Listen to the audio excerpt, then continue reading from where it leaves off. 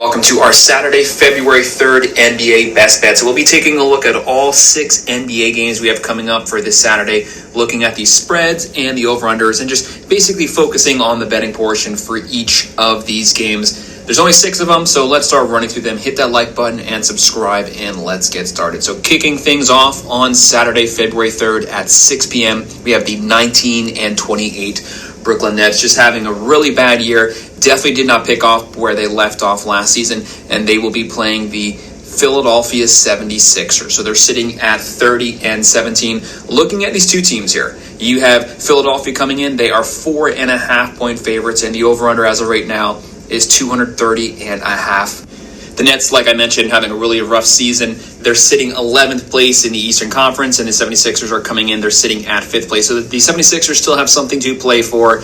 The Brooklyn Nets, not so much. With the 76ers, obviously Embiid is having another MVP caliber season. It's still the regular season, so he's going to play really well. It's not the playoffs. That's when he completely falls apart. As of right now, putting up big numbers, averaging over 35 points per game. But he is hurt as of right now, should not be playing this weekend, so he's not going to be there. But the 76ers are going to be led by Maxey. He had 51 points in their last win over the Utah Jazz, so they can still score some points. Ben Simmons, as of right now, is also going to be playing this game. When you're looking at the Nets, they have a lot of question marks. They have a lot of guys that are hurt as of right now, but they're still going to have their primary playmaker there. They have Bridges coming in. When you're looking at these team stats here, you have Bridges coming in. He averages 21.9 points per game for Brooklyn, leading the way. They have Claxton coming in. He's the primary rebounder at 10.4 points per game. Embiid, he averages 35.3 points per game. He's also the leading rebounder at 11.3 points per game. With the team stats here, you have Brooklyn averaging 114.2 points per game. Philadelphia averages 119.1 points per game. And on defense, Brooklyn gives up 115.3 points per game. Brooklyn basically can't stop anyone from scoring. They don't do well in the paint, and they basically can't shut down the shots. And you have Philadelphia averaging 112.8 points per game on defense. So obviously Philadelphia leads in both categories, but they are without Embiid this weekend. Even though Maxey had a really good game this past weekend, I think that the 76ers are probably still going to win the game. So I'm still going to go with them being able to cover the spread, but I'm going to go with the under this game. I think with Embiid being out, even though the Brooklyn Nets have absolutely zero defense, that is going to keep them from being able to get the over, because their defense should at least be able to control the Nets' offense. The next game that we'll be moving on to on this Saturday at 7:30 p.m., we have the 20-24 Golden State Warriors versus the 21-27 Atlanta Hawks. So with both of these teams, both teams definitely leave a lot to be desired on the defensive side of the ball. They give up a lot of points, but they do have really good offenses, and they can score a lot of points. So this game definitely has the potential to be a shootout. You have the Hawks coming in here. They're 1.5-point favorites, and the over-under is 248.5. So Vegas basically has this game being a shootout, and things definitely line up that way. When you're looking at the leading scorers here, you have Steph Curry coming in. He's averaging 27.5 points per game, leading the way for the Warriors. And Trae Young is coming in. He's averaging 27.0 points per game, and he's also throwing in 10.9 assists. Both teams can score the ball. Both teams can score in the paint. Both teams can shoot mid-range. Both teams can shoot threes. So there's basically nothing that these teams can't do on the offensive side. But like I mentioned before, they leave a lot to be desired defensively. Draymond Green probably not going to be playing this game. When you look at the team stats here, Golden State comes in, they average 118.6 points per game. The Hawks average 120.6 points per game. And on defense, Golden State gives up 118.8 points per game.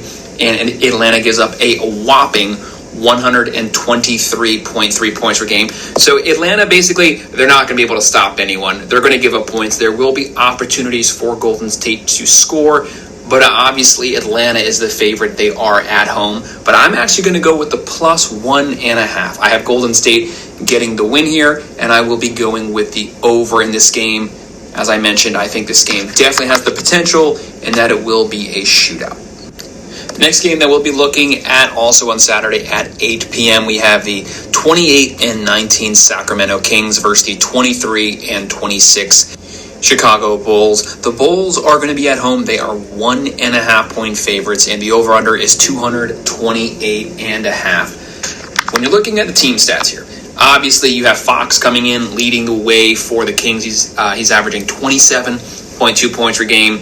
The Kings can score. Kings have a decent defense. The Bulls don't have the best offense, but they have a really solid defense. Basically, what they're going to be trying to do is play really good D, keep this game close, try to cut down on the turnovers, control the pace of their game. But you have DeMar DeRozan leading the way, averaging 22.0 points per game. The Kings average 118.1 points per game on offense. They have a solid offense.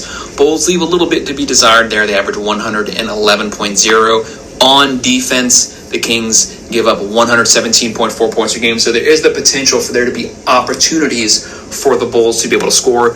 Bulls, with their solid D, they give up 112.4 points per game. The big thing for the Bulls, Zach is probably still not going to be playing this game. So one of their top scorers, one of their top players is still out as of right now, probably out for another week. Kings are going to be coming in here almost practically fully healthy. Whereas the Bulls, obviously, they'll be without Zach, but, they might be getting some players back. Dalen Terry, White, Craig, Williams, but Zach's out. So, massive loss. That's going to keep them, to me, from being able to take advantage of having the Kings at home. I'm going to be going with the +1.5 here, but I will be going with the over. So I think both teams should be able to score enough to just barely squeak over, but I think that the Kings are going to get the upset win here. The next game that we'll be moving on to on ABC on Saturday at 8:30 p.m. we have the 25-25, so the 500 LA Lakers versus the 32-17 New York Knicks, one of the top teams in the NBA as of right now. Both of the big headline players for the Lakers are going to be out this game. So they're probably going to be without Anthony Davis, who is their leading scorer. They're probably going to be without LeBron James, who is their best defensive player. So their best 1-2 punch, probably the best 1-2 punch in all of the NBA.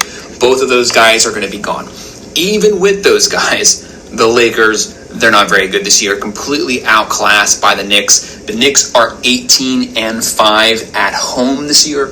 They are at home this game. Lakers only have 7 wins on the road the whole season. So even with those guys playing, it's definitely not a given that the Lakers would have been favorites because, let's just be honest, they're not very good. Knicks are very good. I think they would beat them straight up with a healthy Lakers team. So with the Lakers limping into this game, it's definitely not setting up well as of right now. Looking at the player stats here, the leading scorer for the Lakers is Anthony Davis, 24.9 points per game. He's also the leading rebounder, 12.1. LeBron James has the most assists, 7.7, but both of those guys probably aren't going to play. For the Knicks, you have Brunson coming in having a great year. He averages 27.1 points per game. Julius Randle, who is out as of right now, he does average 9.2 points per game. And the team stats here, the Lakers average 116.1 points per game, but their 2 leading scorers probably not playing. Knicks average 115.2 points per game. And on defense, Lakers can't stop anyone, and they're without their 2 best defensive players. Even with them, they give up 117.3 points per game. Knicks have a really solid defense, one of the best defenses in all of the NBA. They only give up 109.2 points per game, and they're going to be playing the backups for the Lakers. So obviously, Knicks come in here. They're 5.5-point favorites here. The over-under 229.5. I'm going to be going with the -5.5. So I do have the Knicks covering the spread, and I'm going to go with the over because I think the Knicks are going to put it on. The next game we'll be looking at 8:30 p.m. we have the 30-16 Cleveland Cavaliers versus the 10-39 San Antonio Spurs. Spurs, so bad this year, could potentially get the number 1 pick again next year. They're just having a really bad season. Looking at this game, you have the Cavaliers coming in here. They're 9.5-point favorites here, and the over-under is 231.5. Looking at the leading scorers in this game, you have Donovan Mitchell coming in for the Cavaliers. He averages 28.1 points a game. The Cavs are a really well-balanced team. They have a good offense, and they have a good defense. With the Spurs, they're not really good at anything, and they have a really bad defense. So they're going to give up points. There's going to be lots of opportunities for the Cavs to run the score up early. So I don't think it's so much a question of are the Cavs going to be upset. I think everyone probably thinks they're going to win. It's just how much are they going to win by? If they're up a lot at the end of the third quarter, when do they pull their starting 5? That's the big question because obviously that's going to keep them from being able to run the score up too much. The Spurs should be able to make a close game of it, but if the Cavs are up by 15, 20 points starting the fourth quarter. They might pull the starters then, so that might kind of slow down them being able to get to that over. Looking at team stats here, you have the Cavs. They average 114.3 points per game. Spurs, 112.6 points per game. And on defense, the Cavs have one of the best defenses. They give up 109.8 points per game. San Antonio gives up 121.1 points per game. And they're led by Wembanyama, come in averaging 20.6 points per game, having a pretty good rookie season so far. He's also does average 10.1 points per game, but it hasn't helped the Spurs be a better team. They were god-awful last year. They're god-awful this year. So I have the Cavs. I have them covering that spread, that 9.5-point spread, and I will be going with the over.